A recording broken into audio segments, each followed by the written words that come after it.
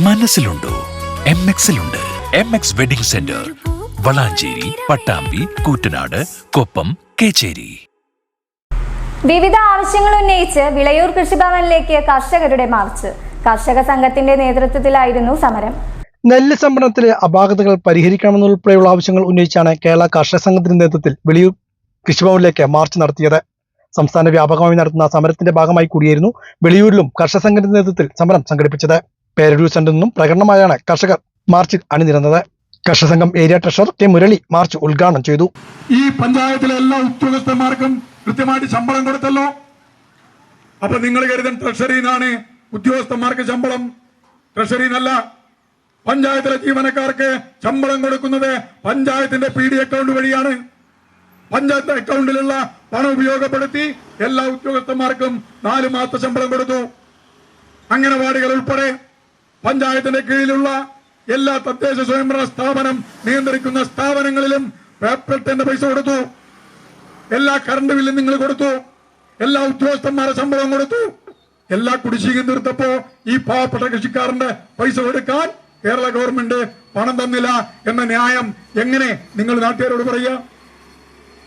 തീർത്തും തെറ്റായ സമീപനം, കൃഷിക്കാരെ ദ്രോഹിക്കുന്ന സമീപനം, കൃഷിക്കാരന്റെ ഫണ്ട് തടഞ്ഞു വെക്കുന്ന സമീപനം നിങ്ങൾ സ്വീകരിച്ചു. പിന്നെ നിങ്ങൾ ചെയ്തെന്താ? മാറ്റം വേണം, മാറ്റം വേണം എന്ന് പറഞ്ഞ് നിങ്ങൾ രണ്ടാമത് ചെയ്തത് ഈ നാട്ടിൽ മാലാഖ കുഞ്ഞുങ്ങളെന്നറിയപ്പെടുന്ന നമ്മളെല്ലാവരും കണ്ണു തുറന്ന് കാണുകയും കാതു തുറന്ന് കേൾക്കുകയും മനസ്സുകൊണ്ട് സഹായിക്കുകയും പണം കൊണ്ടുൾപ്പെടെ അവരോടൊപ്പം നിൽക്കണം എന്നും പറയുന്ന ലോകാരോഗ്യ പ്രസ്ഥാനം മുന്നോട്ട് വെക്കുന്ന ഏറ്റവും പാവപ്പെട്ട ഭിന്നശേഷി കുട്ടികൾ. തുടർന്ന് കൃഷിഭവന് മുന്നിൽ മാർച്ച് സമാപിച്ചു. തുടർന്ന് നടന്ന ധർണ CPM area secretary P Gopalakrishnan ഉദ്ഘാടനം ചെയ്തു. ഈ തെരഞ്ഞെടുപ്പിൽ വൻതോതിൽ പണം പിരിക്കാം. അധികാരത്തിൽ വരുന്ന പാർട്ടിയാണ് എന്നതുകൊണ്ട് വലിയ പണപ്പിരിവ് നടത്താം. അതാ ഒരു ലക്ഷ്യം.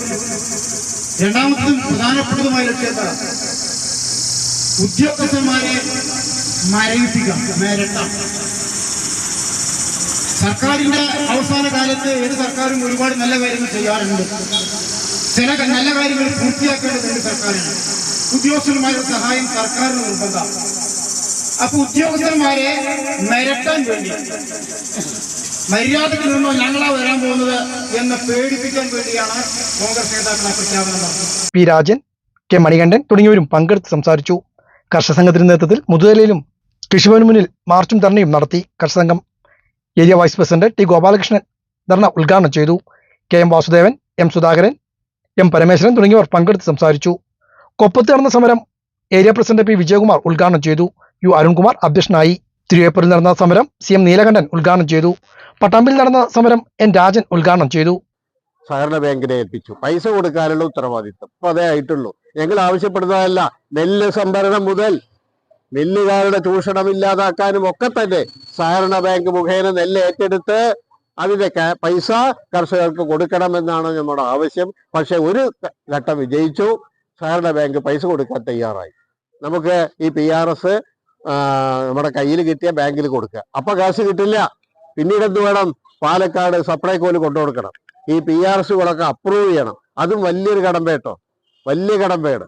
അതിന് നേരത്തെയൊക്കെ മില്ലുകാരാ കൊണ്ടുകൊടുത്ത് ശരിയാക്കിയത്. ഇപ്പൊ പാടശേഖര സമിതി സെക്രട്ടറിമാരെ ഈ PRSുമായിട്ട് PMOന്റെ മുമ്പിൽ പോകണം.